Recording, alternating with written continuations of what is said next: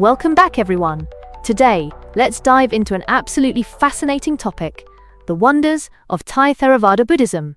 It's not just a religion, it's a vibrant, living tapestry woven into the very fabric of Thailand's cultural heritage. You might not think it at first glance, but you see its influences everywhere, from the majestic wats or temples that dot the landscape, to the profound practices that shape daily life in Thailand.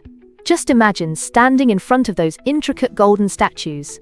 It's like stepping into another world, where spirituality and culture collide in the most spectacular way. So let's unpack this a bit, shall we? Theravada Buddhism actually traces its roots back to the teachings of the Buddha in India during the reign of King Ashoka, around 269 to 232 BCE.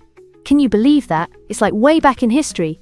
And it didn't stop there. It spread its branches out to places like Sri Lanka and Southeast Asia, eventually finding its way to Thailand in the 3rd century CE. But it was during the 13th century, under the reign of King Ramkhamhaeng, that it really started to flourish as Theravada, moving away from the Mahayana traditions. It's akin to a caterpillar transforming into a butterfly, right?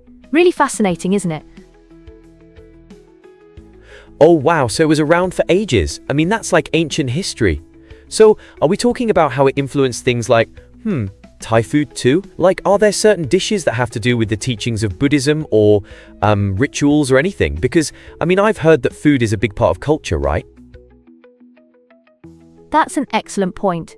While food isn't specifically a teaching of Buddhism, the values certainly seep into meal practices. You see, Thai Theravada Buddhism emphasizes respect for all living beings. Many Thai people practice vegetarianism on holy days, which is a great way for them to express compassion and mindfulness about what they consume. So, during major festivals, you might find vegetarian dishes becoming prominent. It's a little like how, in some cultures, they might alter their eating habits during a religious observance, for example during Lent in Christianity.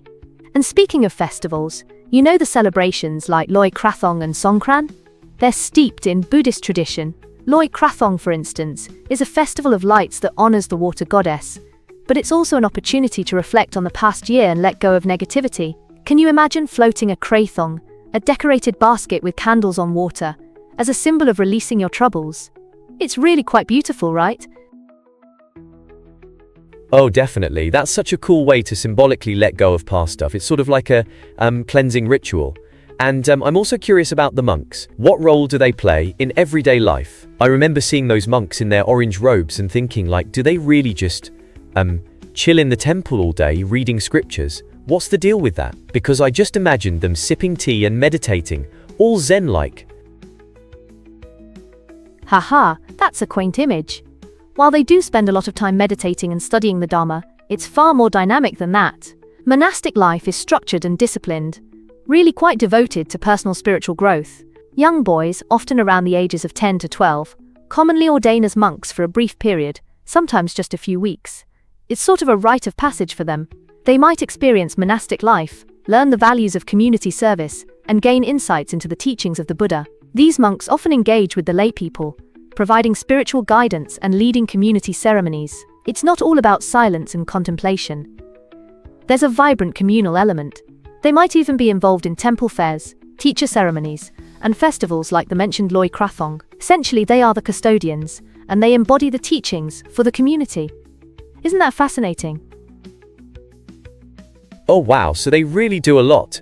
That's definitely different from what I imagined. So like, do they have to follow a lot of rules? I've heard something about like, having to avoid certain things like, entertainment and stuff. Is that true? Absolutely. Monks adhere to a set of rules known as the Vinaya, which governs their conduct and discipline. This includes refraining from worldly pleasures, things such as entertainment, money, and even certain foods. It's like they're on a spiritual diet. The essence of these rules is to cultivate mindfulness and detachment from earthly desires. Think of it as an intense boot camp for the soul. The goal is to reduce distractions and focus entirely on spiritual development. It's quite a commitment, wouldn't you say? Yeah, that's super intense. I mean, I can't imagine giving up Netflix for a prolonged period. But doesn't that make them more connected to their community? I mean, do people come to them for advice or help with problems? Because, like, I could totally see that being a thing.